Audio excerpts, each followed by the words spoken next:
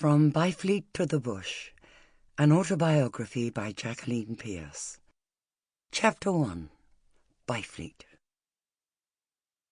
I loved my life in Byfleet. No, I didn't. I loved Byfleet, not the life I lived there. I was born in Woking, Surrey on December 20th, 1943, and brought home to Queen's Avenue in Byfleet, which in those days was a small country village. Our avenue was lined with chestnut trees, so my parents, who were not known for their originality, named the house Chestnuts, and there I remained for the first 17 years of my life. My mother didn't, but more about that later. At the bottom of our garden was a large field, in the centre of which was a perfectly manicured, emerald green cricket pitch, where men dressed in pristine whites would play on drowsy Sunday afternoons. I loved the cricket field. In summer it would be carpeted with celandines, buttercups and daisies, which I would weave into chains and place on my head and around my neck.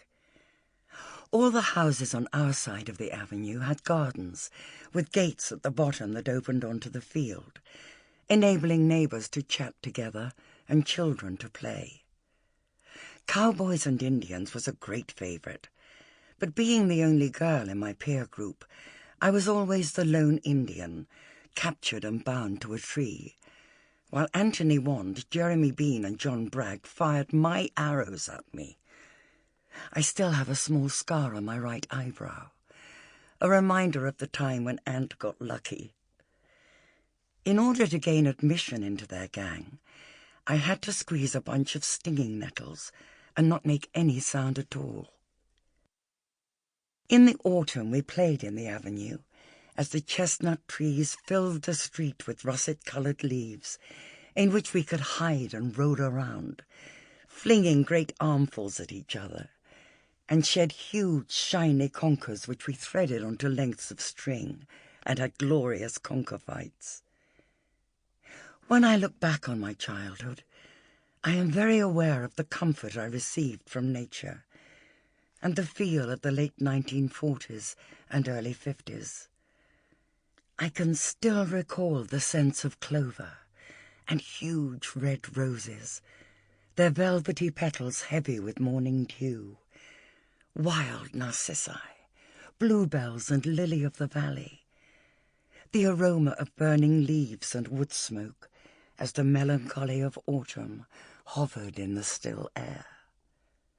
My favourite season was, and remains, winter. Jack Frost leaving intricate patterns on the inside of my bedroom window, sheets frozen on the washing line as dusk descended, snowmen with cold noses and clay pipes, whose jolly daytime demeanour became slightly sinister as night began to fall. More than anything, I loved snow, its ability to transform all that was familiar into a fairy tale world of magic, mystery, and overwhelming beauty.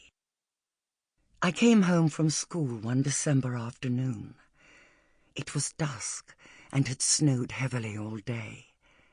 I ran down the garden to the cricket field, pushed open the gate, and entered a magic world. A blood-red sun was setting in a darkening sky. The bare branches of the trees were rimmed with silver frost. The cricket pavilion, now the palace of the Snow Queen, and the snow before me still in its virgin state. I wanted to stay in that world of beauty forever.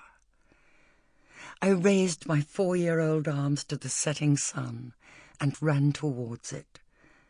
I believed I could fly, that I was part of all that surrounded me, protected me, and claimed me as its own.